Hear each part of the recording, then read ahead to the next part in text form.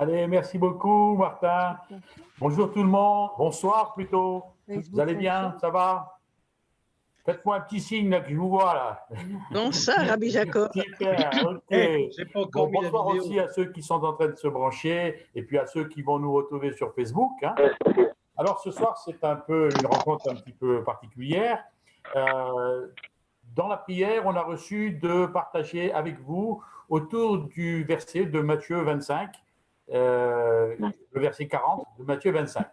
Alors, pour ceux qui ne sont pas comme Michel Allard, qui connaissent la Bible par cœur, et moi je l'envie à chaque fois, quand il arrive à citer les versets et les adresses, moi je suis allé regarder dedans, hein, et donc le Matthieu 25, 40, c'est « Ce que vous avez fait à l'un de ces plus petits, c'est à moi que vous l'avez fait, dit Jésus ». Et c'est un verset qui nous a touchés et qui nous a interpellés par rapport à tout ce que l'on vit aujourd'hui.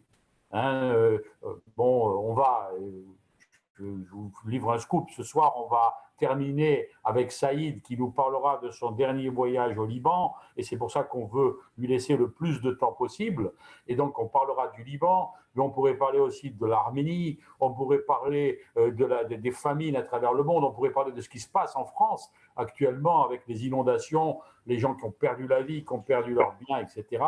Et je crois qu'on a voulu, en tout cas pour nous s'interroger sur qu'est-ce qu'on peut faire et comment on peut le faire.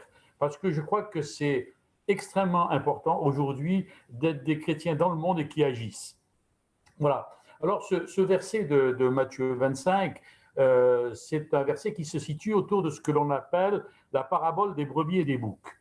Alors, on ne va pas parler des brebis, on ne va pas parler des boucs, on n'est pas là pour parler de ça, mais on est là pour réfléchir sur la différence entre les brebis et les boucs. Les brebis, la Bible nous le dit dans Matthieu, les brebis partagent leur pain, les brebis accueillent l'étranger, les brebis habillent celui qui est nu, les brebis visitent les malades, et les boucs, eh bien, ils restent sourds aux difficultés des autres.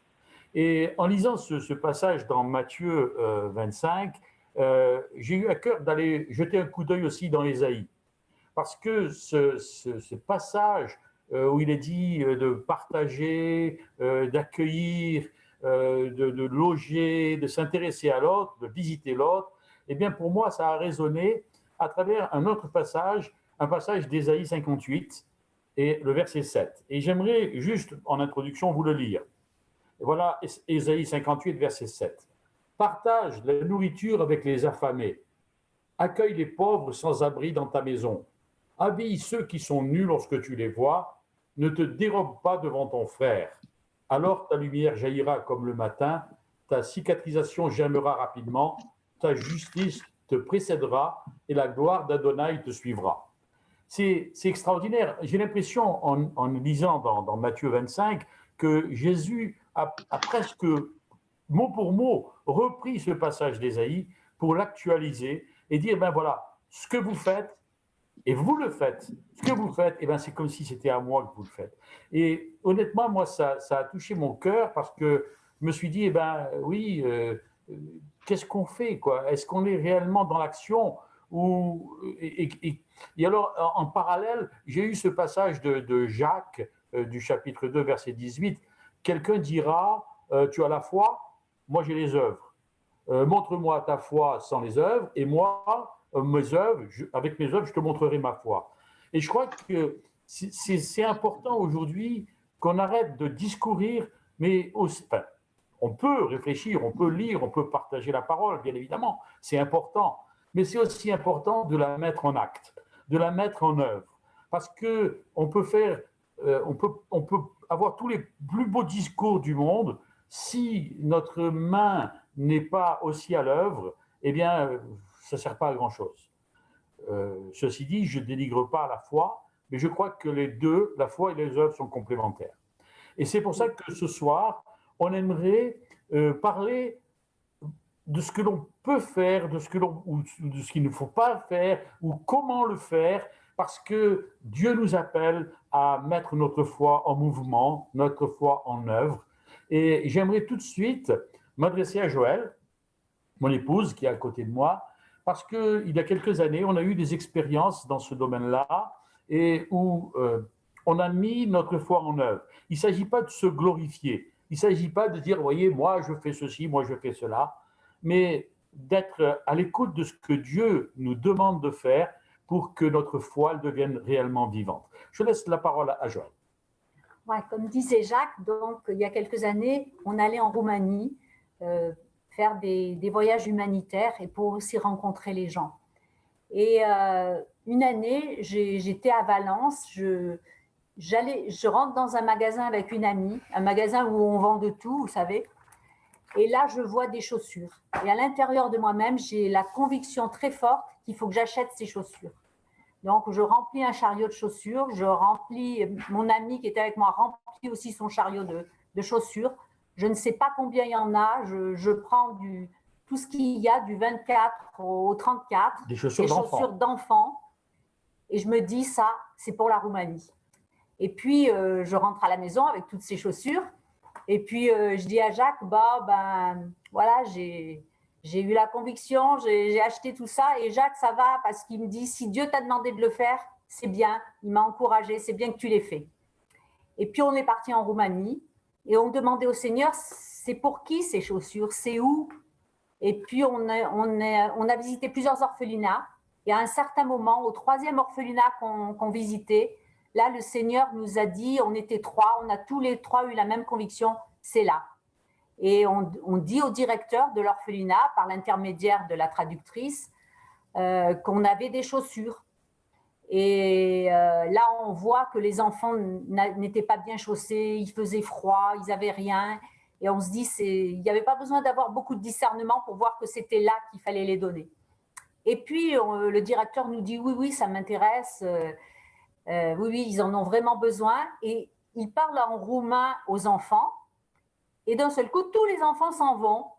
Et là, on se dit, mais qu'est-ce qui se passe? Et puis, au bout de 5 minutes, ils reviennent tous avec un petit carton, un petit bout de carton ou un petit bout de papier avec leur pointure écrite dessus. Et là, on a, vous savez, comme, oh Seigneur, j'espère qu'il y en a pour tous. Parce que ça serait terrible si un enfant n'avait pas ses chaussures. Et on te fait confiance, mais moi j'étais un peu dans la crainte. Et puis on va au camion, on commence à sortir les chaussures et chaque enfant présentait son petit papier, 36, 22, etc., etc. Le tas diminuait. Et le tas diminuait.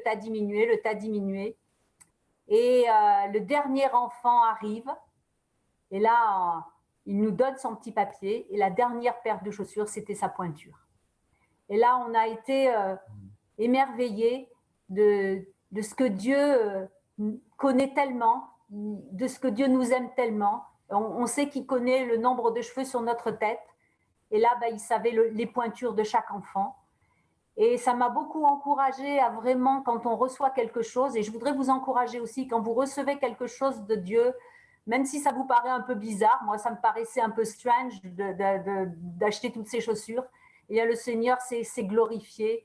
Et c'est tellement réjouissant de voir ce que le Seigneur peut nous inspirer et quand on obéit, comment il peut bénir.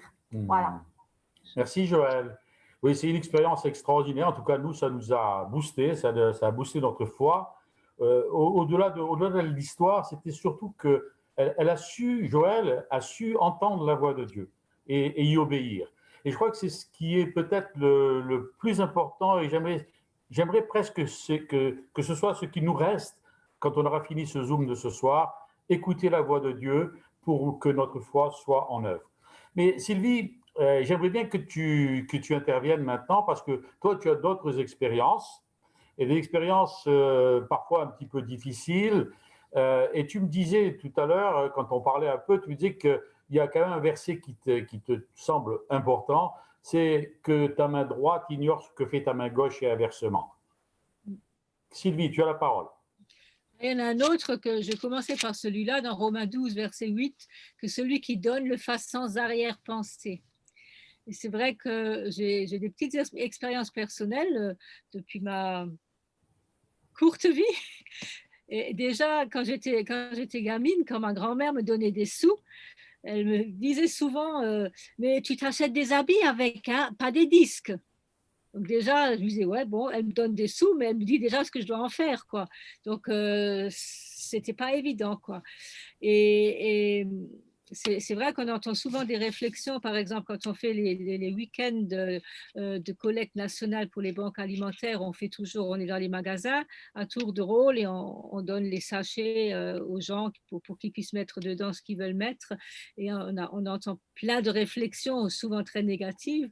Et il y en a une qui me fait toujours très mal, c'est quand on dit, ah, moi, je mettrais des boîtes avec du porc. Comme ça, au moins, je sais qui c'est qui les aura pas.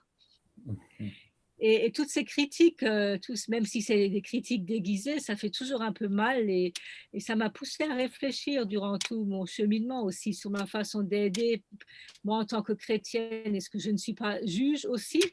Quand je décide de donner, est-ce que je n'essaie pas de savoir où ça va aller ou même influencer ce pourquoi ça doit servir? Et c'est vrai, par exemple, à Noël, je me souviens aussi, on va faire une bonne action. Ah ben oui, on est chrétien, on fait une bonne action. On va s'occuper des SDF, on va leur faire une bonne tisane, on va leur faire des petits gâteaux et on va leur faire passer une bonne soirée. Oui, mais réflexion faite, est-ce que c'est quoi? C'est se donner bonne conscience? On va leur faire une tisane et des petits gâteaux pour se donner bonne conscience ou est-ce qu'on veut vraiment leur faire plaisir? Parce que moi, connaissant plus ou moins ce qui se passe dans ces milieux-là, je crois que est-ce qu'ils vont vraiment apprécier une tisane? Est-ce qu'on ne ferait pas mieux de leur faire un bon vin chaud? Ah oui, mais non, tu ne peux pas, ça ne serait pas bien pour eux. Certains, voire la plupart, ont un problème d'alcoolisme. Oui, bien sûr, mais je ne pense pas qu'un vin chaud le soir de Noël, ça va aggraver leur cas. Voilà, c'est toujours pareil. Est-ce que c'est à soi on veut se faire du bien, à faire de bonnes actions, ou est-ce qu'on veut vraiment faire plaisir? Je me souviens aussi d'une pasteur américaine qui, saluant les paroissiens qui venaient dans son église, elle s'entend dire « Ah, elle est jolie la robe que tu as achetée avec mon argent. » Quelle horreur! Mais il vaut mieux rien donner, quoi. C'est juste pas possible. Mais c'est aussi pour moi des expériences qui nous ont fait réfléchir. Et là, il nous arrive souvent de donner une petite somme d'argent aux épouses des ministères pour qu'elles puissent se faire un plaisir, quelque chose qu'elles ne se permettraient pas avec l'argent des offrandes que reçoivent leurs époux. Parce que là aussi, elles ont mauvaise conscience d'utiliser cet argent pour se payer le coiffeur ou se faire une manucure. Donc voilà, on remarque que c'est des choses qui font du bien à ces femmes aussi, qu'elles soient aussi considérées. Parce que ce n'est pas toujours évident d'être femme de ministère. Vous en savez quelque chose, les amis, hein?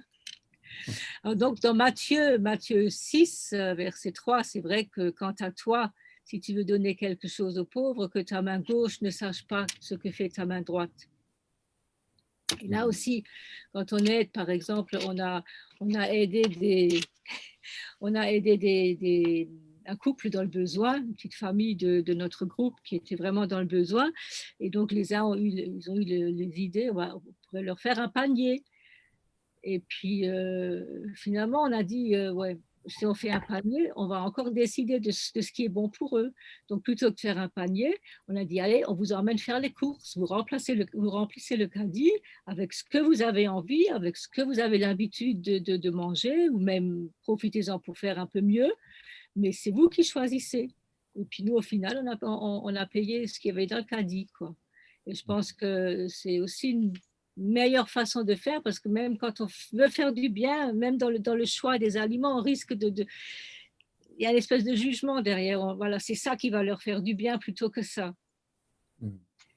Merci Sylvie, merci. Mais je pense que bon, on n'est pas là en train de donner des leçons, hein, ce qu'il faut faire, ce qu'il faut pas non, faire. C'est des leçons personnelles, hein. Oui, d'accord. Ok. Eh bien, merci Sylvie. J'aimerais me tourner vers Michel et Corinne. Michel, Oui, toi, tu as ouvert un bon samaritain il y a quelques années qui continue aujourd'hui sous une autre forme. C'est aussi une façon d'accueillir l'autre et d'ouvrir ta porte aussi. oui, absolument. Je vais commencer avec un verset qui parle justement du bon samaritain, hein, dans la parole de Dieu, cette parabole de Luc 10. Et on connaît tous l'histoire un peu, hein. Il y a un blessé qui est là, il passe un prêtre, un lévite et un samaritain. Les deux premiers ont passé outre, mais le bon samaritain, on l'appelle le bon samaritain, c'est un samaritain et qui, lui, a été ému de compassion. Et je pense que le mot ému de compassion est un mot-clé parce que c'est pas de la pitié, c'est de la compassion. La pitié, tu vas dire pauvre, blessé qui est là, puis tu vas continuer ta route. Mais avoir de la compassion, ça va toujours t'amener à une action. Lorsqu'on regarde Jésus, à chaque fois qu'il est dit que Jésus ému de compassion, c'est toujours suivi d'une action. C'est vrai qu'en 1998, quand j'ai fondé le premier Bon Samaritain près de Dijon, la raison pour laquelle j'ai créé cet hôpital spirituel, hein, c'est ça que ça représentait pour moi, c'est que partout où j'allais, je trouvais des blessés de guerre puis des prisonniers de guerre, alors que Dieu m'appelait à former des soldats dans l'armée du Seigneur Jésus-Christ. Et je disais, mais Seigneur, les blessés de guerre, tu les envoies pas au front, tu les envoies à l'infirmerie. Et je ne trouvais pas d'infirmerie. Et ce n'était pas mon appel, moi, au début. Je suis un évangéliste itinérant, je suis un prédicateur de l'Évangile. Mais quand tu vois un besoin, puis que ça te touche, et tu as compassion des gens, tu ne peux pas rester indifférent. Et donc, j'ai dit, OK, Seigneur, moi, je suis prêt à être le visionnaire, le promoteur du projet, mais il faut que tu me trouves un lieu, tu me donnes une équipe et tu pourvois à nos besoins. Et c'est ce que Dieu a fait fidèlement pendant les 7 années qu'on a fonctionné à Goshen, près de Dijon. Après, on a été obligé de fermer parce que le propriétaire n'a pas mis aux normes de sécurité incendie. Et là, je me suis retrouvé juste dans mon premier appel, qui est évangéliste itinérant. Et je trouvais que la vie était cool parce qu'il y avait beaucoup moins de responsabilités que faire tourner un centre, hein, avec tout ce que ça implique. Et j'étais invité à gauche, à droite, et je trouvais ça une vie juste extraordinaire. Mais partout où j'allais, les gens me disaient, oui, mais Michel, c'est quand tu vas réouvrir le Bon Samaritain? Et là, je voyais que la demande était encore là. Et c'est vrai que dans toutes les assemblées où j'étais invité, je constatais le besoin des gens qui avaient besoin d'écoute, d'accueil, de prière, de délivrance, de cure d'âme. Et il n'y avait pas d'endroit, en tout cas, qu'on connaissait où les envoyer. Et un jour, ben, j'ai dit, OK, Seigneur, je suis prêt à réouvrir un Bon Samaritain. Et quand j'ai lancé le projet, il y a des gens qui me disaient, mais Michel, qu'est-ce que tu viens d'avoir 62 balais, qu'est-ce que tu as à 60 ans, pardon, qu'est-ce que tu as à t'engager dans un projet comme ça où il faut encore une fois trouver un endroit, trouver les finances, constituer une équipe, faire tourner ce lieu-là. Pourquoi tu ne continues pas juste ton ministère, t'es babacool, c'est glorieux, tu es invité partout, tu fais tes voyages en Israël avec un couple que j'apprécie beaucoup, Joël et Jacques, que vous connaissez intimement, et les camps d'entraînement militaire qui sont devenus les camps plus que vainqueurs. Et c'est vrai, je me suis posé la question, pourquoi je réouvre un Bon Samaritain? Pourquoi rouvrir à nouveau avec tout le défi que ça implique? Et j'ai trouvé qu'une seule réponse, l'amour de Dieu me presse. Si véritablement dans notre cœur, on a un amour pour Dieu, je ne peux pas dire à Dieu que je l'aime si je n'aime pas mon frère et ma sœur que je vois. Et quand mon frère et ma sœur sont dans le besoin, quand je vois qu'ils sont liés et qu'on a les clés pour les amener à la liberté, etc., je ne peux pas rester indifférent. Et c'est ce qui a été ma motivation première et c'est ce qui fait qu'aujourd'hui, on est encore là, engagé, non seulement dans notre ministère d'évangéliste itinérant, mais à faire tourner ce lieu qui est le Bon Samaritain de Roussy. Et je bénis l'Éternel pour la compagne qui a mis à mes côtés, cette femme de valeur à qui je vais donner la parole maintenant. Attends, Michel, puisque tu parles du Bon Samaritain actuel, c'est sur Reims. À Roussy, il y a une rencontre bientôt en novembre, là, justement. Oui, on fait une rencontre justement avec le Manteau d'Élie. Hein, avec tout le collectif de ministères. Ça va avoir lieu ici le 27, 28, 29 novembre et ça va être glorieux. Ceux qui nous écoutent, mettez déjà ça à votre agenda, mais on vous donnera plus d'infos dans les semaines qui vont venir. OK, Michel, merci. Corinne, toi, tu as un peu la même expérience avec Réhovoth quand tu étais en Guadeloupe, non? Ou tu veux nous parler d'autre chose? Vas-y, Corinne. Je vais parler de ce cœur de compassion quand on voit un malheureux, quand on est devant une situation difficile, de faire d'agir. C'est pas seulement de connaître la parole de Dieu, d'avoir des beaux versets, d'aller à toutes les réunions, de chanter des louanges. Ce qui est important, c'est d'agir. Et dans mon cœur, bien sûr, je suis une infirmière, donc j'aime soigner, j'aime aller au-devant de la personne qui est pas bien. Mais ce qui me touche le plus, c'est Dieu trouve son plaisir, il prend plaisir quand nous, on accomplit sa justice. Et la justice de Dieu dans la parole de Dieu, c'est ce que tu as lu, Jacques, tout à l'heure dans Ésaïe 58, verset 7. C'est partager son pain, c'est faire entrer dans ta maison un malheureux qui est sans asile. C'est recouvrir quelqu'un qui n'a plus assez de vêtements pour s'habiller. Ézéchiel, chapitre 18, verset 7, nous dit « N'opprime personne, mais donne de ton pain ». Deutéronome 15, 7 dit « N'endurcis pas ton cœur et ne ferme pas ta main devant ton frère indigent ». Quand quelqu'un est indigent, quand on voit un malheureux, quand on voit une femme qui est abandonnée, moi, je ne peux pas. Il faut que j'ouvre ma maison. Et je l'ai fait, oui, à Rehoboth, en Guadeloupe particulièrement, j'ai eu à cœur d'ouvrir cette maison en tremplin de vie pour des personnes qui avaient échoué, qui étaient dans l'échec, peut-être dans leur couple, peut-être dans leur église, peut-être au niveau de leur entreprise, plusieurs échecs. Et un havre de paix où, selon Genèse 26, 22, un lieu où il n'y aura pas de querelle et là où l'Éternel va vous mettre au large. Parce que quand on aide un malheureux, quand on vient au secours de quelqu'un qui a un besoin, on touche directement le cœur de Dieu et lui, il l'élargit. J'ai jamais manqué de rien parce que je m'occupais des pauvres, des malheureux, des affligés, de ceux que personne ne voulait plus. Je me rappelle d'une femme que j'ai accueillie, elle avait fait le tour de plein d'églises en Guadeloupe, aucun pasteur ne voulait s'occuper d'elle, c'était un cas particulier, c'est vrai. Elle débarquait avec 2 enfants jumeaux, dont la fille était autiste. C'était dramatique et cette femme était battue, elle était à la rue, elle avait appelé le 115, je ne sais pas combien de fois, et elle avait cherché un asile. Et le Seigneur, quand elle est venue, le Seigneur, d'abord j'ai eu peur, j'ai eu les larmes qui sont montées quand je l'ai vue, et puis le Seigneur m'a dit, tu la prends. Humainement, j'aurais dit non. Mais quand j'ai entendu cette voix du Seigneur, tu la prends, je savais que j'allais être bénie au travers de cette femme.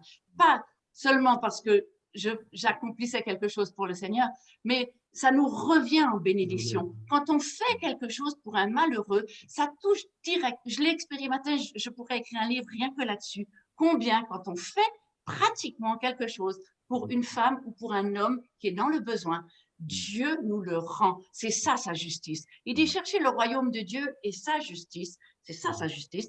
Toutes choses vous seront données en plus. J'ai eu abondance de biens. Mon frigo se remplissait à vue d'œil. Je pouvais redistribuer les choses. Comme la veuve, le pot d'huile quand il arrivait au bout, ça revenait. Je ne pouvais même pas expliquer comment. Et vraiment, Rehoboth, ça a été un puits de bénédiction, une source de bénédiction. Et c'est vraiment plein de bons souvenirs. Mais ça ne s'arrête pas là. Parce que quand on voit dans Ésaïe 58, il est dit, le verset 8, « Alors ta lumière poindra et ta guérison germera. » De bénir les autres, ça peut même nous amener la guérison physique. C'est juste extraordinaire. Ce verset 8 qui dit « Alors », c'est Dieu qui exauce le juste. C'est Dieu qui, quand un malheureux crie et que quelqu'un l'entend, eh ben, il est un intermédiaire entre ce malheureux, c'est toi, c'est moi, c'est vous qui nous regardez. Soyez des intermédiaires pour être le prolongement du bras de Dieu et vous allez manquer de rien. Dans ce qui arrive dans la crise, là, faites-le. Faites-le, pas pour récupérer quelque chose, mais parce que vous faites plaisir à Dieu. Dieu prend plaisir quand on rend cette justice-là. C'est écrit dans la parole de Dieu. Alors, je vous encourage vraiment à le faire. Et maintenant, on peut continuer avec Michel, parce que ce lieu du Bon Samaritain, il continue à servir. Il y a 1 mois en arrière, j'ai eu un téléphone dans la nuit. On me dit, il y a un camion de Bulgares qui est sur la route, ça fait 2 jours qu'ils roulent, ils sont dans la nuit, ils sont affamés. Et le gîte qui devait les accueillir leur ferme les portes. Est-ce qu'on a entendu parler que vous avez des chambres? Est-ce que vous pouvez les accueillir? J'ai dit, ils sont combien? Une quinzaine. J'ai dit, venez. Et on a accueilli ces Bulgares. Je ne les connaissais pas, on ne parlait pas le français, mais moi, je pouvais les bénir depuis mon balcon. Et je sais que la gloire de Dieu est allée et qu'ils se souviendront de leur passage ici. Et il y a tellement d'autres cas on pourrait citer, mais on va s'arrêter là. Ce bon samaritain, c'est un lieu d'accueil, c'est un lieu d'hébergement, de ressourcement, et les gens repartent et, bénis, mais nous aussi, on peut dire que la bénédiction de l'Éternel nous poursuit. Amen. Merci les amis. C'est super. On est vraiment dans la même lignée, dans la même pensée. Et c'est ça qui est extraordinaire. Et je ne savais pas que toi aussi, tu avais reçu Ésaïe. Et c'est super qu'on soit en l'esprit là, hein, tous les deux. On avait les 2 premiers versets que tu as cités, Ésaïe 58 puis Jacques 2. Mais c'est le même esprit qui dirige toute chose. Désolé. On dit sur d'autres choses. Alors, on va rester sur Ésaïe 58, si tu veux bien, parce que, si vous voulez bien. Ésaïe 58 continue, parce que ça va jusqu'au verset 12, et là, je trouve quelque chose d'extraordinaire, parce qu'une fois qu'on a donné, etc., voilà comment on va nous appeler, et on t'appellera réparateur des brèches. Wow, quand j'ai lu ça, j'ai dit, c'est incroyable. Le Seigneur, il est bon parce qu'il organise lui-même la rencontre. Parce que je vais passer tout de suite, sans faire de lien, au réparateur de brèches. Bravo, t'as bien rebondi. Patrice et Christine, ils ont un ministère qui s'appelle réparateur des brèches. Allez, à vous les amis. Oui, absolument. Merci beaucoup, Jacques. Merci. C'est vrai que Ésaïe 58, ça nous parle beaucoup parce que dans notre première assemblée, toute première assemblée, déjà, nous avions à cœur d'œuvrer pour les malheureux. Voilà, pour les malheureux dans le sens de ceux qui sont en manque de nourriture, de vêtements. Et donc, on avait créé une association qui s'appelait Amour et Partage et qui était basée sur Ésaïe 58. Et quand on lit le verset Ésaïe 58, 7, la fin du verset, c'est « Ne te détourne pas de ton semblable ». Et ça nous a impacté parce que Christine va vous expliquer ce que nous avons fait après, mais souvent, on a dans notre démarche, nous avons été pendant plusieurs années délégués du CEL. Le CEL, c'est une association chrétienne protestante qui œuvre dans plusieurs domaines, mais nous, véritablement, ce qui nous tenait à cœur, c'était le parrainage d'enfants. Et donc, nous parrainions une enfant et qui vient d'avoir 18 ans, donc le parrainage s'est arrêté. On va redémarrer un autre parrainage, mais ça nous a vraiment touché à cœur. Et c'était très important pour nous que de le faire, pas parce qu'il faut le faire, c'est pas pour ça, c'est que vraiment c'était sur notre cœur que de pouvoir mettre notre pierre à l'édifice dans l'aide. Et surtout, ce que l'on expliquait souvent dans nos conférences que l'on faisait pour le CEL, on disait, on est toujours content de trouver quelqu'un qui nous bénit. Et c'est-à-dire que Dieu s'est servi de quelqu'un pour nous bénir. Et moi, je leur disais, est-ce que vous ne voudriez pas être cet instrument de bénédiction pour quelqu'un qui pleure, qui crie à l'Éternel de trouver une solution à son problème? Et donc, il y avait cette possibilité-là au travers du parrainage d'enfants. Il y avait encore d'autres choses. Je vous laisse la possibilité d'aller visiter ce site du CEL, mais il y a d'autres associations aussi qui œuvrent au niveau caritatif, mais c'est vraiment important. Et je pense que chacun d'entre nous peut amener sa pierre à l'édifice. On voit aujourd'hui les besoins avec, comme tu l'as dit, Jacques, le Liban, l'Arménie, mais également en France. Avec ce qui se passe en ce moment, là, dans ces fameuses vallées qui ont été touchées, qui ont été meurtries. Et juste pour info, on a un couple d'amis, leurs enfants habitent dans le premier village qu'ils ont parlé, Saint-Martin de Vésubie, et pendant 3 jours, ils n'ont eu aucune nouvelle. Donc, on comprend le désarroi et on ne sait toujours pas ce qui leur est arrivé. Voilà. Bon, mais on peut tous œuvrer, on peut tous faire quelque chose pour aider. Je pense que c'est pas comment dire, inutile ce que nous faisons. Même si ça n'est pas au sein d'une association chrétienne. J'ai participé aussi, j'ai été bénévole au Secours populaire, qui n'est pas chrétien. C'est une association laïque, mais j'avais du temps de libre et donc je l'ai exploité comme ça avec eux. Et puis j'y ai trouvé du plaisir, voilà, à aider les autres. Je pense que tous, on peut amener notre pierre à l'édifice pour aider ceux qui souffrent. Voilà les amis. Vas-y, Christine. Alors, moi, je voulais témoigner pour le parrainage, quand ça a commencé il y a 11 ans de ça. Et ce jour-là, j'étais sur mon ordinateur. Et puis, je crois que j'étais sur le site de Top Chrétien, je ne sais plus trop. Hein. Et donc, j'avais lu sur le parrainage et c'était avec compassion. Et donc, il parlait de parrainage. Et là, je pense, comme disait Joël, d'écouter la voix du Saint-Esprit qui nous met à cœur les choses. Et je crois que là, quand j'ai lu le parrainage, tout à coup, je me suis dit, oui, pourquoi pas parrainer un enfant. Et c'est vrai qu'on était dans une situation en plus difficile, mais le Seigneur nous a tellement bénis dans cette situation que je me suis dit, de pouvoir aussi donner, nous, ce qu'on recevait du Seigneur, de pouvoir le donner aussi à quelqu'un d'autre qui est aussi dans des difficultés. Et à partir de là, voilà, j'ai commencé à regarder les enfants. Et puis voilà, je suis tombée sur une petite fille qui avait 7 ans, Nina, s'appelle Nina. Et alors, Patrice, il va vous la montrer en photo. Ah oui, oui, oui, ce serait bien. Est-ce que je peux partager? Vas-y, partage ton écran. Alors, voilà. Je ne sais pas comment je fais, je suis désolé. Ah là là. Ah, bon.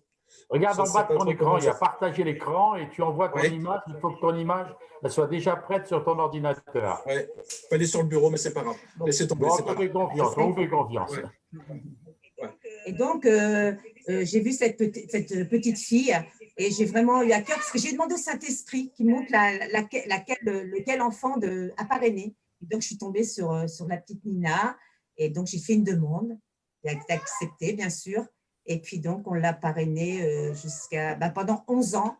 Bon, ce n'était pas une grosse somme, c'était 28 € par mois. Et ce qui était marqué, c'est que c'est comme si vous achetiez une baguette de pain à 1 € chaque jour. Voilà, 28 € par mois.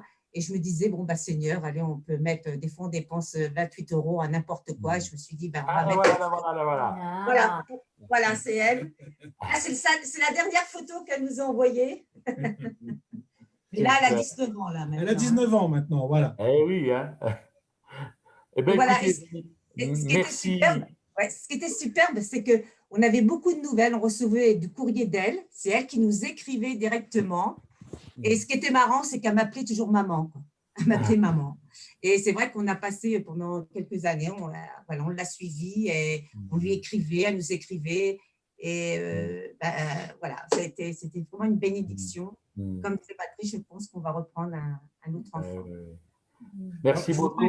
Oui, vas-y, Patrice. Oui, je voudrais finir quand même avec ce verset. C'est le verset qui nous accompagnait quand on faisait les conférences pour le sel, mais je l'utilise encore aujourd'hui. Permettez-moi de vous le lire dans la version seconde. C'est Michée 6,8 qui dit que, parce qu'en fait, ça va avec ce verset de Matthieu 25, où il dit les boucs et les brebis. Et souvent on dit, oui, mais comment on fait? Comment est-ce qu'on fait? Je crois qu'on a, à vrai dire, on n'a pas vraiment le choix. Parce que voilà ce que dit Michée 6,8. On t'a fait connaître, ô homme, ce qui est bien. Et ce que l'Éternel demande de toi, c'est que tu pratiques la justice et que tu aimes la miséricorde et que tu marches humblement avec ton Dieu. Donc, le Seigneur nous a déjà parlé au travers de son Fils, au travers du Saint-Esprit. Nous avons reçu le même esprit et donc nos cœurs sont tournés aussi vers les malheureux. Donc, je pense que tous, on a cette capacité de pouvoir aider, chacun dans son domaine, chacun dans ses possibilités, mais on peut tous œuvrer pour aider. Merci, Patrice. Merci, Christine. Eh bien, ça fait tout à fait le lien avec notre ami Claude. Hein. Salut, les amis. Alors, Claude, malheureusement, aujourd'hui, il n'est pas tout seul, hein, il est avec son beau-frère. Et son épouse, Julia, est aux États-Unis actuellement. Claude, tu peux nous donner un petit peu des nouvelles, s'il te plaît? Tu n'as pas ton micro, mon ami. Tu n'as pas ton micro. Voilà. Voilà, je disais tout à fait. Elle va rentrer vendredi après 3 semaines de séparation. Mais elle est en train de nous suivre là. Donc, elle n'a pas pu se brancher sur Zoom, mais elle est en train de nous suivre sur Facebook. Là. Donc, je communique avec elle par texto pendant que vous parliez. Elle le suit bien. Voilà. Alors, on lui fait un gros bisou. Vas-y, Claude. Parce que je pense que tu es un peu dans la lignée du verset de Michée aussi, là, hein, qui vient de nous donner, Patrice. Oui, je vais être assez court. Moi, il y a un verset qui m'a beaucoup impacté, c'est celui de Jean 13, 35, qui dit « À ceci, tous connaîtront que vous êtes mes disciples, si vous avez de l'amour les uns pour les autres. » Waouh, c'est supposé dans se voir que nous sommes chrétiens. À ceci, tous verront cela. Et il n'est pas dit que c'est au beau message que nous faisons, ou que c'est au fait d'aller annoncer l'évangile dans les rues, ou que c'est au fait, c'est parce que nous parlons en langue, aussi important que soient ces choses. Hein. Je ne veux pas les remettre en question, c'est très important, mais ce ne sont pas ces choses qui sont mentionnées. Ce qui est mentionné, c'est l'amour que nous avons les uns pour les autres. Et tout à l'heure, Jacques, tu parlais des œuvres. Il est évident que les œuvres n'ont de valeur que dans la mesure où elles trouvent leur racine dans l'amour de Jésus qui est répandu dans nos cœurs. Puisqu'il est même dit que des gens viendront se présenter devant le Seigneur au jour du jugement en lui disant « N'avons-nous pas fait ceci, fait cela, prophétisé, même chasser les démons ?» Donc des gens qui auront été oués par Dieu pour faire certaines choses, il leur dira « Je ne vous ai jamais connu, parce que ce qu'ils auront fait, même si c'était en utilisant l'onction de Dieu, si je peux dire, c'était pas avec les bonnes motivations. Et il y a une seule bonne motivation pour faire ce qu'on fait et vouloir vouloir croître dans le ministère, si je peux dire, dans le service de Dieu, c'est l'amour. L'amour des âmes, l'amour des autres, et même le ministère de guérison. La Bible nous dit que Jésus ne guérissait pas pour montrer qu'il était le plus beau ni le plus fort, mais il guérissait parce qu'il était ému de compassion, n'est-ce pas? Alors, vous savez, il y a des gens dans ce monde qui ne sont pas chrétiens, mais qui aiment leurs conjoints, qui aiment leurs enfants et qui font des super bonnes œuvres. Et on peut se poser la question, si les gens peuvent faire dans ce monde aussi bien, sinon mieux que des chrétiens, notre verset il risque de perdre un peu son sens, parce qu'on ne peut plus voir vraiment la différence. Alors, en réfléchissant à ces choses, je me suis dit que Dieu, lui, sa manière de raisonner, c'est que nous avons un plus, normalement, nous avons le Saint-Esprit. Et ce Saint-Esprit devrait pouvoir nous permettre, à un moment donné, je dirais, d'avoir une abnégation, même un esprit de sacrifice supérieur, même à tout ce qu'on peut trouver dans le monde, si bien qu'à un moment donné, ceux qui sont dans le monde et qui font de bonnes choses, ils peuvent même plus suivre. Et c'est là qu'on voit la différence entre celui qui sert Dieu et celui qui ne le sert pas.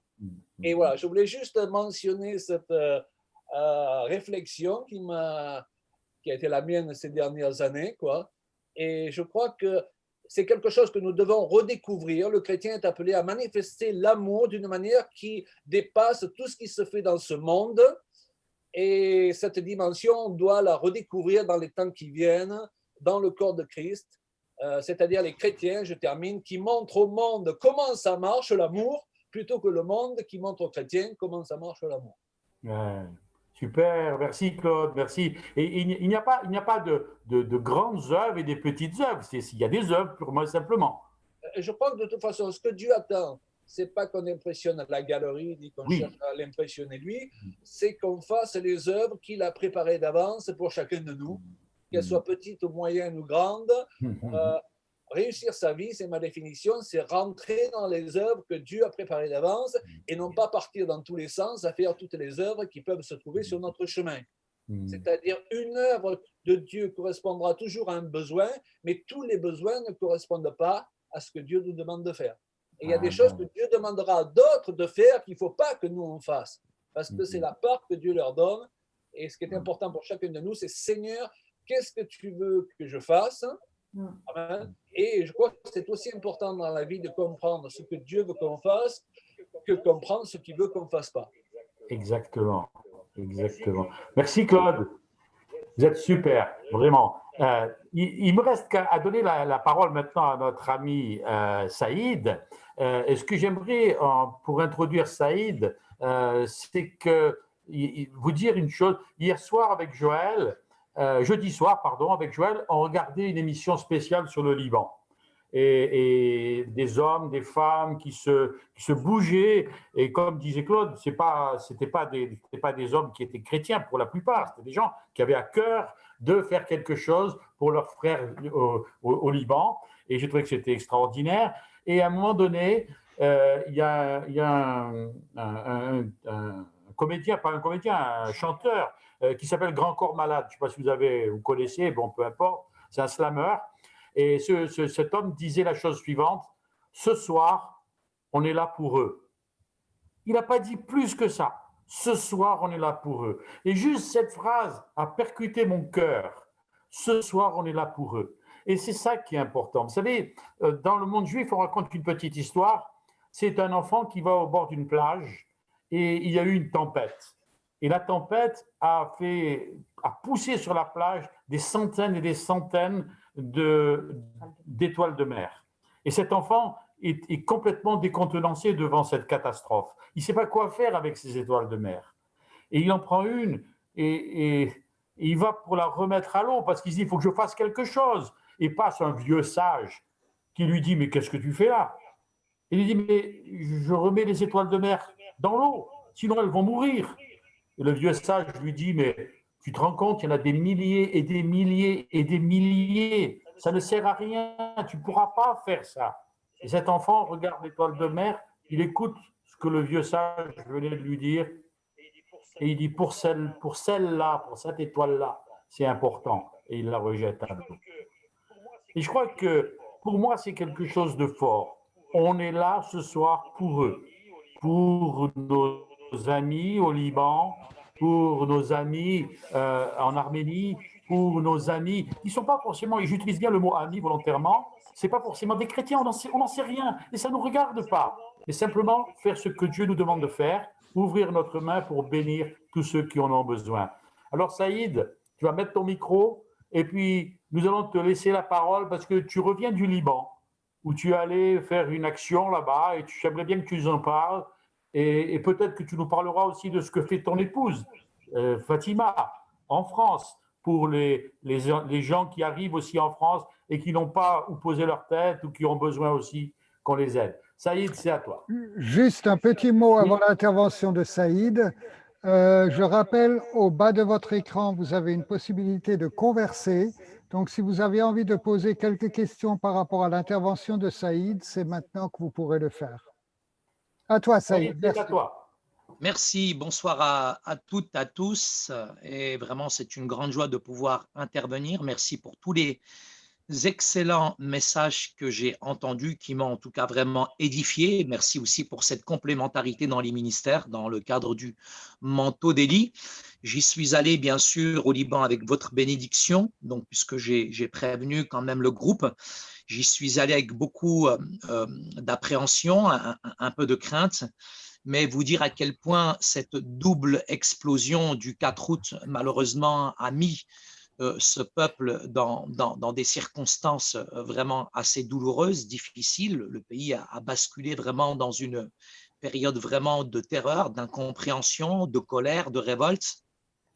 À cela se rajoute bien sûr cette pandémie, la Covid-19 qui frappe et qui sévit aussi bien dans les pays aussi voisins. Mais en même temps, le pays, le Liban, connaît malheureusement une crise économique, une dévaluation de la monnaie depuis octobre 2019. À cela se rajoute malheureusement la corruption qui mine le terrain. Et les Libanais sont vraiment lassés de cette crise politique et malheureusement d'attentats aussi sans fin. Il faut rajouter aussi l'ingérence de deux pays. Donc, celui qui malheureusement sévit le plus, c'est aujourd'hui l'Iran directement, qui est le bras armé aujourd'hui du Hezbollah. L'Iran qui représente, je dirais, la communauté chiite, et de l'autre côté, vous avez les Saoudiens avec cet épisode quand ils ont eux-mêmes appelé Hariri, et c'était Macron qui a dû intervenir pour libérer Hariri, en tout cas de l'Arabie saoudite. Donc sunnites et chiites sur le terrain s'affrontent, et au milieu, malheureusement, vous avez les chrétiens. En tout cas, cette explosion, elle marque au fer rouge tout un peuple qui, aujourd'hui, n'arrive pas à s'en sortir. déjà avec toute la guerre, je dirais, qui a fragilisé le pays depuis des années. Et malheureusement, cette explosion qui ampute la ville de Beyrouth de tout un quartier sur une circonférence, sur un rayon de plus de 3 kilomètres. Je suis assez perturbé, c'est que quand j'étais sur place, je pouvais vraiment voir le regard hagard, le regard, je dirais, vide de la population. On voyait que la population était assez excédée, outrée, choquée, je dirais, par cette explosion. Mais quand je m'y suis rendu, j'ai pu assister aussi directement à cet incendie qui a frappé encore le port de Beyrouth, puisque j'étais en train de porter secours à une association à peu près à 600 mètres. Et j'ai dû traverser cette route où finalement l'incendie a encore sévi. Et avec seul ami, pour moi, je dirais la prière. C'était la seule amie que j'avais constamment, matin, midi et soir, mais aussi une équipe en tout cas formidable avec laquelle j'ai collaboré, une présence qui m'a vraiment aidé, qui m'a aussi réconforté et qui pour moi était vraiment plus que nécessaire puisque je travaille en équipe, je travaille dans la complémentarité, chacun avec ses dons, chacun avec sa personnalité, mais qui nous a aidés, je dirais, à plus voir clair, je dirais, sur cette aide que nous avons apportée. Alors, vous dire que j'ai fait une cagnotte sur Litchi qui avait vraiment du mal à décoller, puisque cette cagnotte, très honnêtement, ne dépassait pas les 1000, les 2000, les 3000 euros. Et j'ai quand même persévéré, j'ai quand même prié. Et j'ai même dit à un de mes collègues, écoute, si jamais tu y vas, moi je préfère te donner ma cagnotte qui représente 3000 euros plutôt que d'aller là-bas. Et je bénis Dieu parce que j'ai persévéré et j'ai commencé à remercier spirituellement toutes les personnes qui donnaient 5 euros, 10 euros, 20 euros. Et j'ai remercié un pasteur qui est un très bon ami que je peux citer puisque c'est l'église de MLK à Paris, Yvan Carluer. Et j'étais dans un restaurant samedi soir avec des amis et puis il m'envoie 40 euros sur la cagnotte Litchi, puis comme je reconnais certaines personnes, donc pour moi c'est hyper important de ne pas être un gars et de remercier. Donc je le remercie pour les 40 euros et il est très surpris. Il m'a dit, Saïd, tu m'appelles comme ça un samedi soir pour me remercier pour 40 euros. Je dis oui, c'est tout à fait normal, je t'ai reconnu, etc. Et c'est important pour moi de te remercier. Et je ne remercie pas que toi, mais toutes les personnes que je reconnais, même pour 5 euros. Et il me dit, Saïd, qu'est-ce que tu fais demain? Est-ce que tu pourrais venir à l'église? Donc, je dis, écoute, oui, je peux venir. En plus, donc, mes réunions sont sur Zoom, je peux venir facilement, etc. Donc, je me suis rendu à MLK. Et à ma grande surprise, donc, il m'attendait dans le bureau avec un chèque de 1800 euros. Et la secrétaire était là, qui me reconnaît, puisque j'ai beaucoup aidé cette église dans ses débuts, puisqu'ils n'étaient que 12. Et la secrétaire dit non, non, non, pasteur Saïd Oujibou, on ne va pas lui donner 1800 euros, on va lui donner 2200 euros. Donc, j'ai été béni de 2200 euros. Et peut-être 5 jours avant mon départ, il y a une église que je nommerai pas, puisque c'est une église assez importante. Donc, le pasteur en personne m'envoie son chauffeur et me remet une enveloppe assez conséquente. D'ailleurs, je tremblais quand j'ai pris l'épaisseur de l'enveloppe. Et il m'a remis une enveloppe de 7500 euros en liquide. Et ça a été comme ça à plusieurs reprises avec Dorothée, par exemple, qui est une femme extraordinaire que j'apprécie beaucoup, pasteur Dorothée, qui m'a donné une enveloppe aussi, je dirais, de 2500 euros. Et pour vous dire à quel point j'étais quand même découragé au niveau des aides, et je veux aussi, de la même occasion, aider le manteau d'élite, puisque plusieurs personnes se reconnaîtront. Donc, parce que tout cet argent a vraiment, vraiment, vraiment servi à tous nos frères et sœurs. Je vous avoue que j'ai payé mon propre billet d'avion, mais j'ai des amis libanais. Et mes amis libanais, je leur ai fait part de mon voyage, la diaspora libanaise, et certains ont été touchés, étaient en larmes d'ailleurs, et m'ont dit, Saïd, on va aussi contribuer, on va faire quelque chose. Donc, ils ont appelé le directeur de la MEA, de la compagnie libanaise, qui m'a donné l'autorisation de faire passer 300 kilos gratuitement.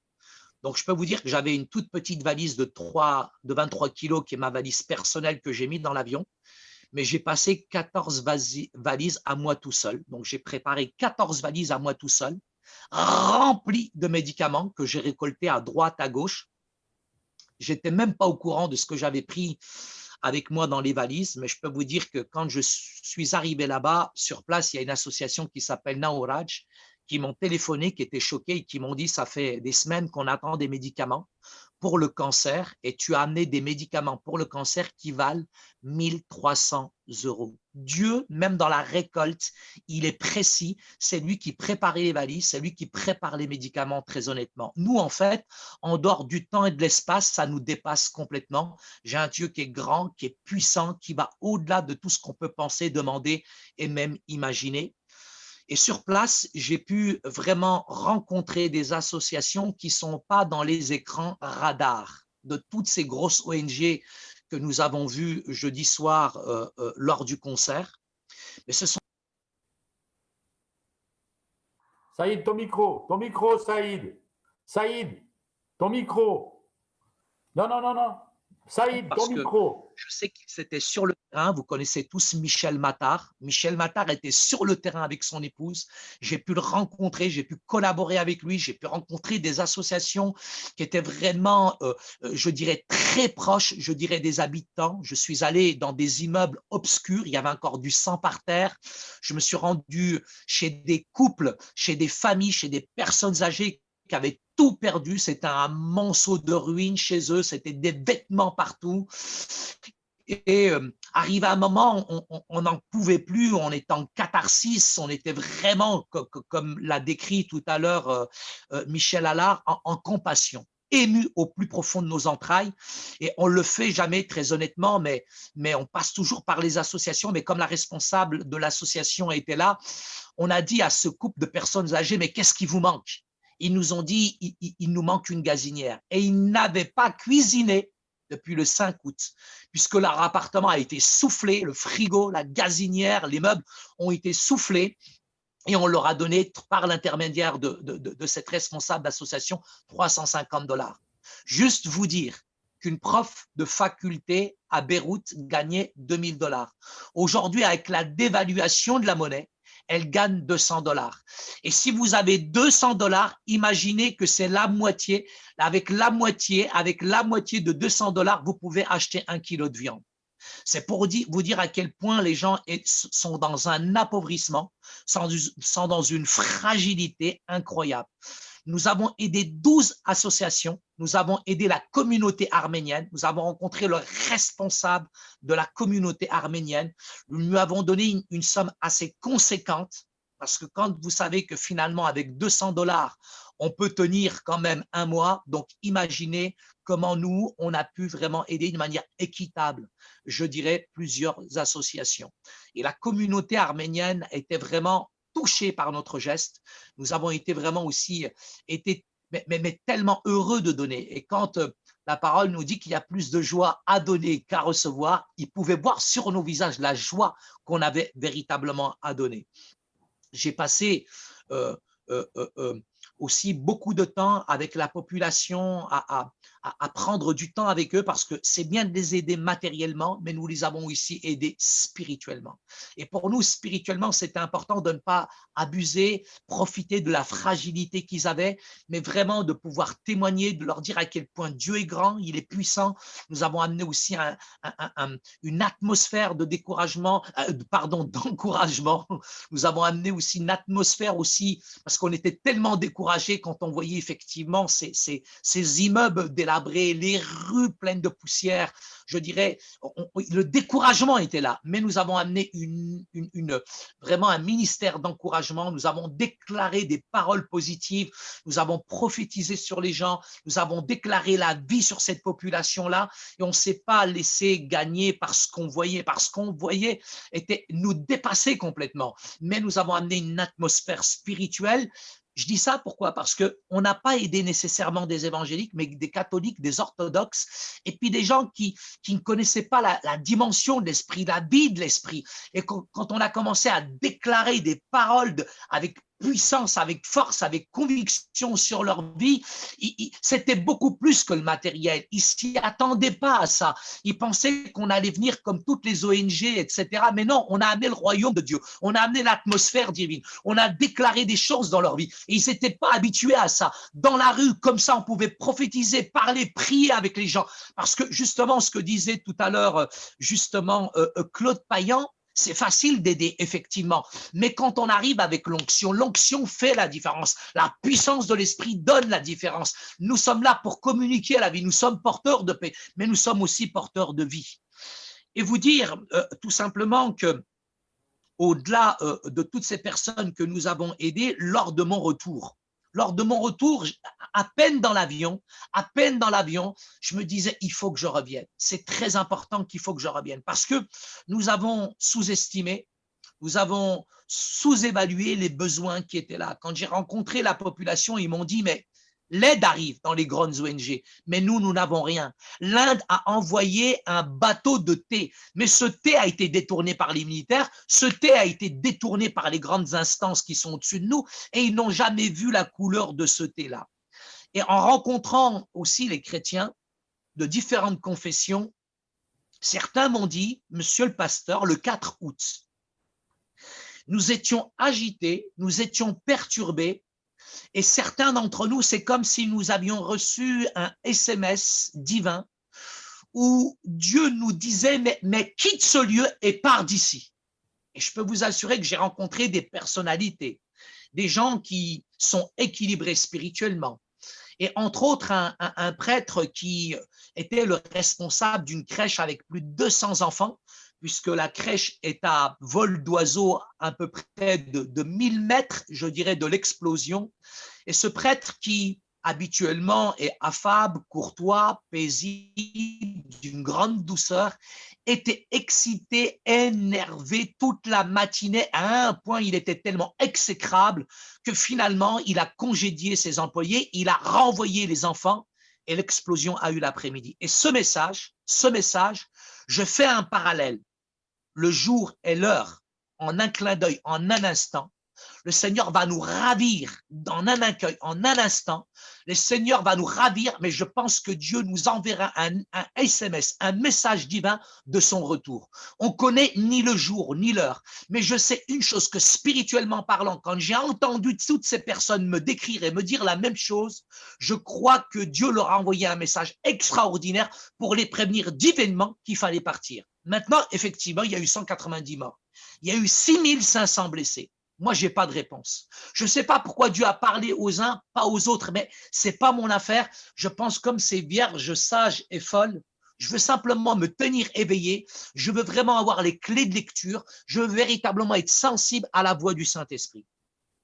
Lors de mon retour, je reçois un email du Sénat où la responsable, Christine Lavarde, je dis bien pas Lagarde, mais Christine Lavarde, La République en marche, présidente de l'amitié franco-libanaise, je reçois un email personnel parce qu'ils ont eu vent de mon voyage et ils m'invitent, j'ai l'email en tant que pasteur Saïdou Jibouk comme témoin venant du Liban. Donc je me retrouve au Sénat avec bien sûr les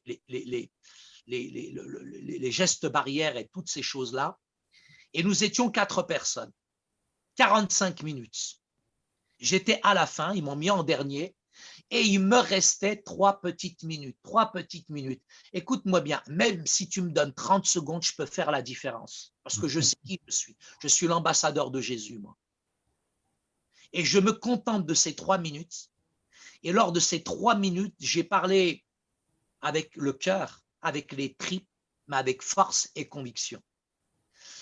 Et là, je vois la tête tétanisée des parlementaires et finalement, ils me posent des questions. Et donc, j'ai eu 30 minutes plus 3 minutes, donc j'ai gagné 33 minutes. Ce que je veux dire par là, c'est qu'à la fin, pour un petit peu faire un parallèle avec ce qu'a partagé tout à l'heure Claude Payan, c'est qu'on peut faire la différence. On peut aider, effectivement. On peut ramener du matériel. Mais en même temps, quand on prend la parole, on fait la différence avec la puissance du Saint-Esprit et l'onction.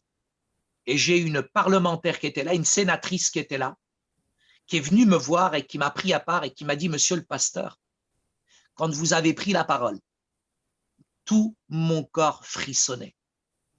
Et je pense qu'on peut aider, effectivement, mais quand on aide avec l'onction, quand on aide avec ce que le Seigneur met dans notre cœur, on est capable de faire la différence. Et c'est pour vous dire que finalement, ces parlementaires sont venus me voir à la fin. Ils m'ont dit, monsieur Ujibou, nous aimerions bien que vous puissiez nous accompagner lors de notre prochain voyage. Donc, je vais partir avec un groupe de parlementaires, encore au Liban, en tout cas prochainement. Et la semaine dernière, donc, je reçois encore un appel téléphonique et on me demande d'accompagner une délégation à l'Élysée de 5 personnes pour parler de ce voyage au Liban. Je peux vous dire que Matthieu, effectivement, chapitre 25, verset 40, nous dit à chaque fois qu'on l'a fait, à chaque fois qu'on a tendu la main, à chaque fois qu'on a vêtu quelqu'un, à chaque fois qu'on a visité quelqu'un, à chaque fois qu'on a donné à boire à quelqu'un, on l'a fait véritablement à Christ lui-même. Et j'ai été tellement béni. J'ai refusé de prendre des photos avec les sinistrés. J'ai refusé de montrer mon visage avec certaines personnalités parce que ma conception personnellement de l'humanitaire, elle me demande quand même une certaine retenue, une certaine réserve. Je pourrais vous montrer en tout cas beaucoup de photos, mais les photos, je pourrais les envoyer à Martin. J'ai préféré montrer des photos de maisons délabrées, de rues complètement dévastées, je dirais par l'explosion. Je sais que c'est pas facile aujourd'hui pour la population parce que malheureusement, l'hiver approche et ils n'ont toujours pas de fenêtres parce qu'il faut avoir des moyens pour reconstruire. Ils ont toujours, pour certains, pas de gazinière, pas de frigo. Ce qui m'a véritablement perturbé, ce sont les personnes âgées qui sont livrées à elles-mêmes parce qu'elles n'ont pas les moyens avec leur retraite de se payer un taxi pour acheter des médicaments, pour faire leurs courses. Donc là, je suis en train de travailler pour acheter un Kangoo. En tout cas, j'ai rendez-vous avec Secours de France pour acheter un véhicule pour pouvoir le livrer à ces personnes-là. Je leur ai promis du lait parce qu'ils ne sont pas producteurs de lait. Je dirais les Libanais, c'est du lait de brebis. Donc, je leur ai promis 1 tonne de lait. J'ai promis aussi 10 000 € de couches avec mes collègues. Ce sont des promesses que nous voulons tenir. On a promis des protections intimes pour les personnes âgées. Mais j'ai promis que je reviendrai aussi avec des médicaments. Les médicaments, le prix est exorbitant. Le prix dépasse, je dirais, de loin le salaire de certaines personnes aujourd'hui, parce que tout le monde n'est pas prof de fac et gagnait 2 000 $ et aujourd'hui on se retrouve avec 200 $. Alors vous imaginez tous ceux et celles qui ne font pas le métier de prof à la faculté, c'est pour vous dire à quel point ils sont dans une fragilité, ils sont dans un appauvrissement et je suis aujourd'hui en identification avec mes frères et sœurs. Je ne peux pas rester dans mon confort. Je bénis Dieu pour le confort qu'il me donne, mais le confort qu'il me donne, je veux l'utiliser d'une manière pertinente, d'une manière intelligente. Je ne veux pas être en décalage avec la réalité de ce monde qui frappe aujourd'hui toutes sortes de fragilités en tout cas. Je serai en Arménie au mois de juin. Je me rendrai en Arménie au mois de juin. Je suis farouchement opposé en même temps aussi au régime, je dirais, d'Erdogan, puisque j'ai eu 2 réunions très importantes la semaine dernière avec des collègues arméniens. Nous agissons de manière concrète, je dirais, au niveau politique. Vous dire que je suis engagé et ce ne sont pas les réalités politiques qui vont définir les limites de ma spiritualité. J'ai un engagement, mes valeurs, elles sont dans la Bible, elles sont dans Ésaïe 58. Ta lumière poindra comme l'aurore et personne pourra éteindre cette lumière. Mais cette lumière, tant qu'il fait le jour, avec force, avec amour, avec conviction, nous voulons véritablement la porter. C'est essentiel, c'est important pour ce peuple libanais, c'est important effectivement pour ceux et celles qui ont perdu encore lors de ces conditions climatiques dans le sud de la France. Nous devons être aussi en identification avec eux, nous devons aussi prier pour eux, mais je suis aussi en identification aussi avec mes frères arméniens. Je veux pleurer avec ceux qui pleurent, je veux me réjouir avec ceux qui se réjouissent et je dirais le christianisme donne toute son importance avec cette diversité, cette ouverture. Le christianisme, c'est l'ouverture, ce n'est pas la fermeture. Le christianisme a toujours prouvé, en tout cas, il a nourri, il a donné des valeurs à notre société. depuis la conversion de Constantin en tout cas. Et il y a cette atmosphère spirituelle qui est importante. Toutes les grandes organisations aujourd'hui, que ce soit la Croix-Rouge ou autre, donnent naissance, je dirais, dans la Bible. Ce sont des gens, des hommes et des femmes qui ont été en identification, qui étaient en contrition, qui étaient vraiment en amour, je dirais, comme diraient les Canadiens, avec cette population qui est fragilisée. Voilà, que le Seigneur vous bénisse en tout cas abondamment. Je me tiens à votre disposition en tout cas pour répondre à vos questions. Je serai très prochainement encore au Liban et j'y vais vraiment avec joie en tout cas. Et j'atterris même avant l'avion. Merci Saïd. Tu as vraiment un cœur pour ça et tu nous as fait partager cette expérience que tu as vécue là-bas. Merci beaucoup. Merci Saïd. Merci. Est-ce que je vais demander à Martin, s'il te plaît, Martin, d'abord, est-ce qu'il y a des questions qui sont posées sur lesquelles Saïd pourrait apporter des réponses? Alors non, il n'y a pas de questions posées. Maintenant, si les gens ont été aussi touchés que moi par ce témoignage, je comprends qu'il faille un peu de temps pour poser des questions derrière. Bien sûr. Alors, ce que je te propose, Martin, c'est d'envoyer le petit film qu'on a sélectionné pour parler en même temps du sel aussi, hein, avec notre ami chanteur là, hein, et puis après on reviendra, comme ça vous avez le temps d'envoyer vos questions ou vos interventions directement à Martin et on pourra revenir dessus pour en parler. Tu veux bien envoyer le petit film, s'il te plaît, Martin? Je vais envoyer le petit film.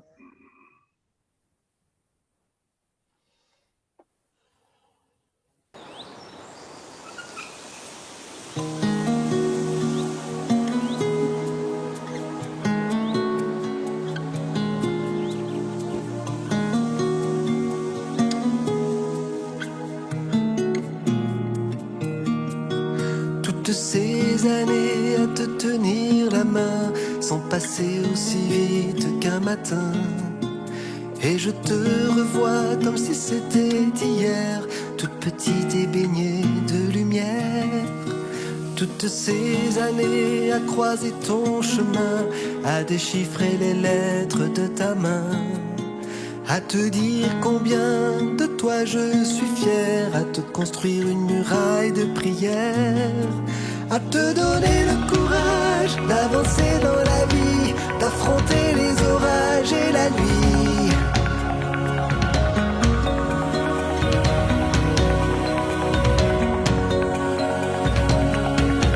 Toutes ces années à te savoir si loin des yeux c'est vrai, mais près du cœur. Oh, j'ai tant rêvé pour toi et pour les tiens, de jours heureux d'un avenir meilleur. De te donner le courage d'avancer dans la vie, d'affronter les orages et la nuit, d'aborder les rivages du pays de la foi, de saisir le message de la croix.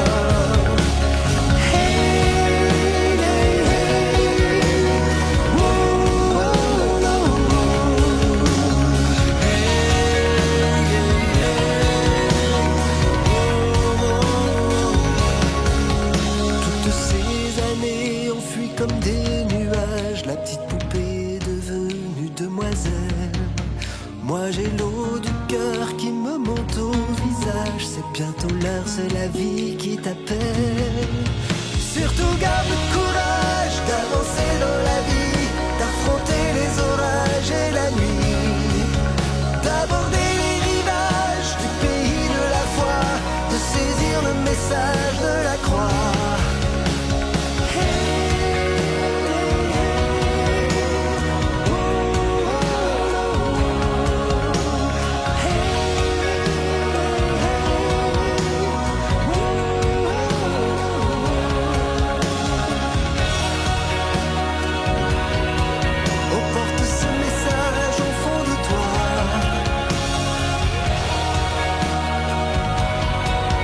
Porte ce message autour de toi.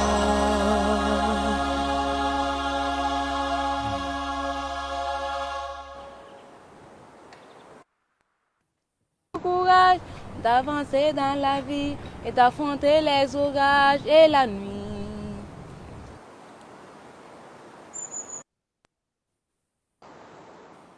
Merci beaucoup, merci beaucoup. Patrice, est-ce que tu peux, s'il te plaît, dans la prière, bénir notre ami Saïd pour ce qu'il nous a apporté, demander au Saint-Esprit de continuer à le bénir et à le diriger, et que tout un chacun puisse aussi recevoir la même onction. S'il te plaît, Patrice.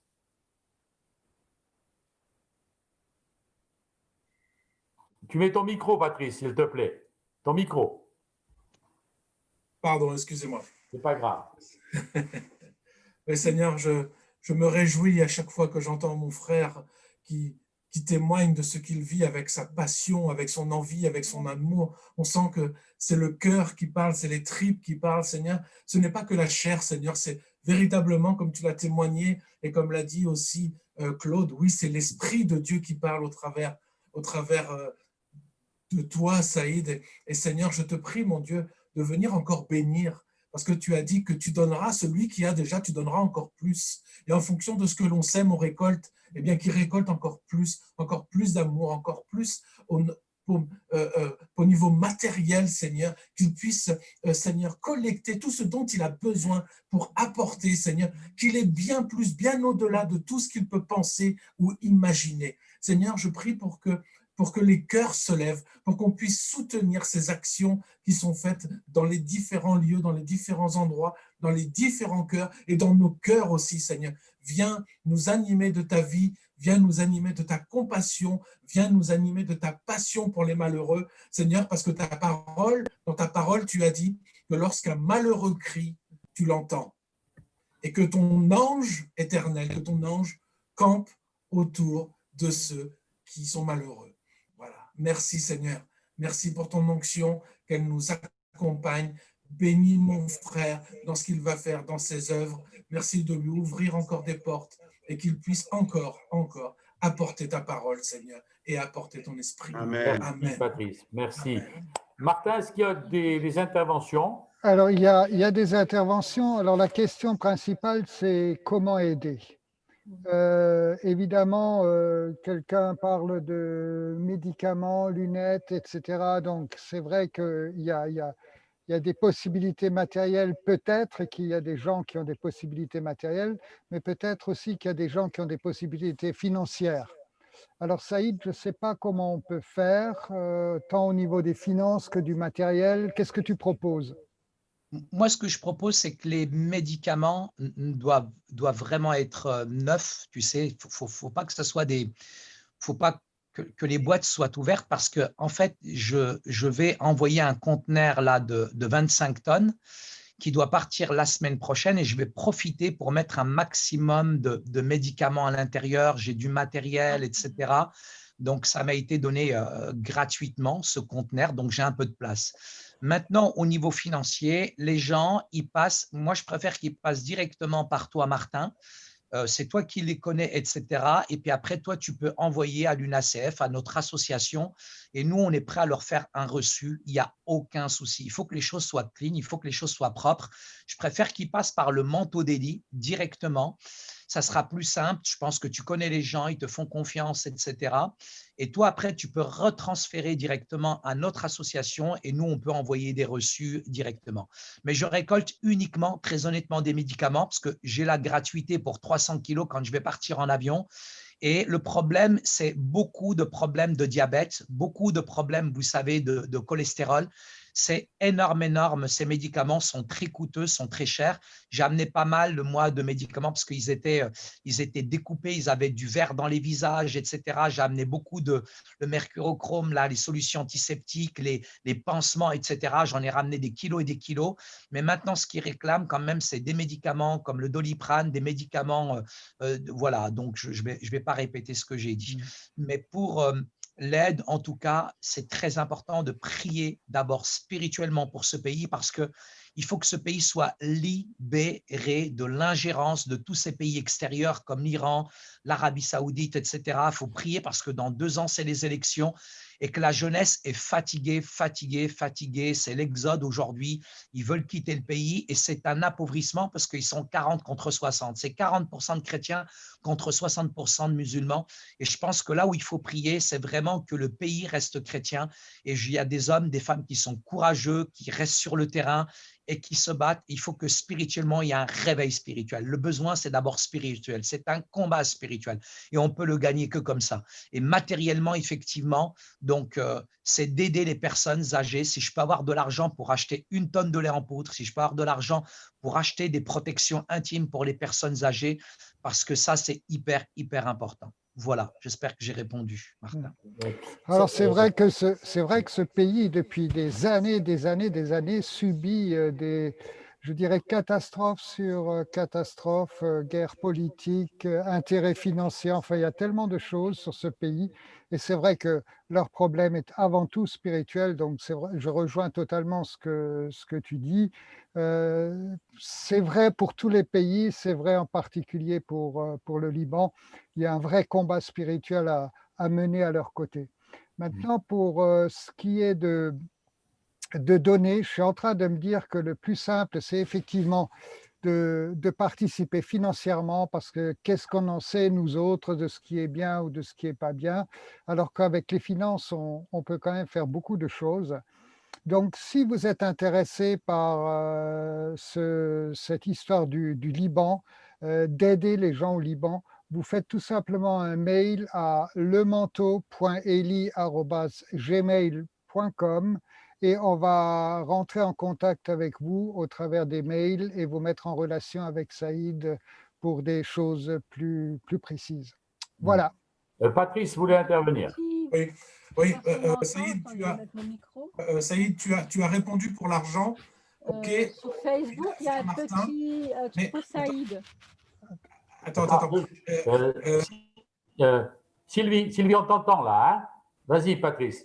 Oui, donc tu as répondu pour l'argent, mais comment on fait pour les médicaments, pour le lait, si on veut, parce que moi j'en ai par exemple, et donc je voudrais te les envoyer. Voilà. Comment on fait? Le lait, très honnêtement, je préfère, comme a dit Martin, sur place, l'acheter sur place. Okay. Au niveau du lait en poudre. Mais effectivement, les médicaments, j'ai mis l'adresse déjà. J'ai déjà répondu. J'ai mis mon adresse, ma boîte postale où vous pouvez envoyer les médicaments. Après, s'il y a des gens qui viennent sur Paris, qui veulent les déposer chez moi, j'ai aucun souci. Mais c'est vrai qu'effectivement, je ne peux pas faire le tour de la France pour récolter une boîte de Doliprane. Donc, le mieux, c'est que les gens envoient ça à mon adresse. Si c'est 1 tonne de médicaments, là, je suis prêt à faire l'effort, à me déplacer en voiture. Si on me dit, Saïd, on a 300 kilos de médicaments, ben, je fais un effort. J'ai des relations partout, j'ai des cousins partout, j'ai le bras long. Donc, à ce moment-là, je fais acheminer ça sur Paris. Mais je ne vais pas me déplacer pour trois boîtes de Doliprane. Saïd, nous, pendant des années, avec Joël, on a fait, comme on disait tout à l'heure, des actions humanitaires en Roumanie, après la chute de Ceausescu. Et on a acheté des médicaments à une association qui s'appelle Pharmaciens sans frontières. Ça, où on a acheté des boîtes, hein, les Doliprane, par exemple, tu peux en parler? C'était 20 € les 1000. 1000 Doliprane, 20 €. Et la moxiline, c'était… Hein? C'est impressionnant. Je ne suis pas au courant. C'était 50 € la moxiline. Franchement, je ne suis pas au courant. Mais les médicaments pour le… Je sais qu'on m'a réclamé des médicaments qui sont hyper chers, qui ne sortent pas des hôpitaux parce qu'il y a des demandes spécifiques. Et là, je suis en train de voir avec des amis médecins. Mais ça, je ne suis pas au courant, mais tant mieux. Si moi, je peux avoir le tuyau sur Paris. Essaye de trouver l'association qui s'appelle Pharmaciens sans frontières. Pharmaciens sans frontières, oui, ce n'est pas difficile à trouver, je vais me renseigner. Voilà, on passait par eux, on avait des prix défiant toute concurrence. Ah, c'est intéressant, voilà. En tout cas, merci pour l'info. Saïd, s'il te plaît, je sais qu'on aurait aimé aussi avoir Fatima avec nous. Elle ne peut pas parce qu'elle a autre chose. Mais est-ce que tu peux nous parler aussi, pour conclure, de ce qu'elle fait en France avec les réfugiés? Quelle est son activité? Alors Fatima, donc il faut savoir que pendant la période de Covid, malheureusement, il y a des gens qu'on ne voit pas dans le radar, il y a des oubliés, et particulièrement les réfugiés. et eux n'avaient pas le droit de se soigner. Et quand ils avaient le Covid, il fallait qu'on trouve des solutions avec des amis médecins, etc. Par exemple, pour faire le test du Covid, rien que ça, donc je fais intervenir des laboratoires parce que c'est des amis qui sont libanais et qui ont pu les recevoir. Mais Fatima aide un peu les oubliés, elle donne la voix aux sans-voix et elle est actuellement beaucoup sur le canal Saint-Martin, beaucoup sur Aubervilliers, où il y a la montagne du Crac, où tous les réfugiés afghans, syriens sont là. Donc, il faut savoir qu'il y a toujours des passages, je dirais, malgré tout ce qu'on peut dire, etc., de réfugiés. Et Fatima fait de l'inclusion citoyenne avec eux. Elle en a sorti plus de 200 aujourd'hui. Et ce qui est intéressant, c'est qu'eux-mêmes, aujourd'hui, mettent la main à la poche, préparent les repas, payent et vont aider leurs compatriotes. Et c'est ça qui est intéressant. Donc, elle a fait une sortie dimanche. Ils ont préparé les repas, etc., avec les réfugiés. C'est eux-mêmes qui mettent la main à la poche, qui mettent une cagnotte, etc., et qui vont aider leurs propres frères et sœurs. Donc, voilà un petit peu, c'est un travail de coordination qu'elle fait. Et donc, son restaurant, donc, grâce à Dieu, il n'y a pas de fermeture, mais il y a les gestes barrières. Et quand il reste à manger, donc, elle aide. Je vois bien, hein, des fois, je vais là-bas avec des amis, puis on reste un peu tard le soir, et puis on voit 2-3 Afghans arriver, et puis ils les nourrissent, quoi. Donc, voilà. Voilà. Donc, elle a un restaurant qui s'appelle le Kaboul Kitchen, qui est 2 rue Saint-Sauveur, dans le 2e arrondissement. D'ailleurs, je m'y rendrai demain avec Marcel Kouamenan puis Carlos Payan. On va dîner là-bas, puis en même temps, on donne toujours un peu plus. Et puis, le repas est vraiment de qualité, tout est frais, ça coûte que 13 €, très honnêtement. Mais nous, on donne toujours un peu plus parce qu'on sait que voilà, on aide, c'est manger solidaire, tout simplement. Il y en a qui voyagent solidaire, il faut aussi manger solidaire aujourd'hui. Vous avez un restaurant, entre guillemets, chrétien aujourd'hui qui existe à Paris. Et au lieu d'aller chez Léon ou à KFC, certains font le choix de venir chez nous, de manger solidaire. C'est intelligent. C'était notre page de publicité, mais elle est super. Bravo, bravo Saïd. Écoutez les amis, on arrive au bout de notre rencontre. On va se donner d'autres rendez-vous. Martin, mets ton micro et tu peux nous parler des rendez-vous à venir. Oui, alors, comme disait Michel tout à l'heure, une rencontre dans le cadre du Manteau d'Élie. Alors, on ne pourra pas être 200 personnes, c'est une évidence. Ça va se passer sur Roussy le dernier week-end de novembre. Les informations vont suivre. Ce sera limité, je pense, à quelque chose comme 25 participants, malheureusement. 30 maximum. Oui, mais 30 avec nous, peut-être. Oui, 30 incluant l'équipe. Ouais, donc voilà, 25 participants. Et chaud les patates, mettez-vous sur les rangs rapidement. lemanteau.eli@gmail.fr. Toutes les solutions sont sur cette adresse mail. Voilà. Non, gmail.com. Gmail.com. Qu'est-ce que gmail.com. Qu'est-ce que j'ai dit? Gmail.fr. Ah non, gmail.com. Voilà. Alors, le thème de la rencontre? Restaurer, rebondir et je ne sais plus. Et recommencer. Et recommencer, voilà. Voilà. Écoute, bravo Jacques. Oui, pardon. Vas-y Michel. J'ai dit bravo Jacques. Ah, écoute, on va le redire. C'est vraiment le dernier week-end de novembre et on est nombreux dans l'équipe. Corinne me corrige, elle dit il y aura de la place pour 22 participants. Parce qu'on est limité à 30 personnes avec les gestes barrières et machin truc, 30 personnes sur place. Donc, ça veut dire 20-22 de l'extérieur en dehors de l'équipe. Et c'est vrai que le thème de être restauré. J'ai retenu restaurer puis recommencer, mais j'ai le premier. Rebondir. Rebondir. Eh bien, venez rebondir avec nous. Voilà. Écoutez, les amis, on va s'arrêter là pour ce soir. On peut ouvrir les micros, tous les micros, et puis on peut saluer, on peut s'embrasser de loin, une embrassade covidienne. À bientôt. Alors juste avant qu'on se quitte, oui. Il y a une des participantes, Marie-Pierre, c'est son anniversaire demain, donc à minuit. Hein, Marie-Pierre, tu vas changer de cap. Donc, on te souhaite d'avance un joyeux anniversaire et on se réjouit de t'accueillir jeudi. Joyeux anniversaire, Marie-Pierre. Joyeux anniversaire, Marie-Pierre. Joyeux anniversaire, Marie-Pierre. Merci à tous. Joyeux anniversaire, Marie-Pierre. Il y aura des bulles, Marie. Et puis pour l'équipe, on se retrouve. Pierre, on est acheté du Perrier. Pour l'équipe, on se retrouve dans 10 minutes sur le même truc, 5 minutes sur le même truc. Allez. On vous embrasse. Merci d'avoir été là. Salut tout le monde, bisous. Bisous à tous. Bonsoir et bénédictions à tout le monde. Au revoir, Raoul. Salut. Je suis vraiment ravi.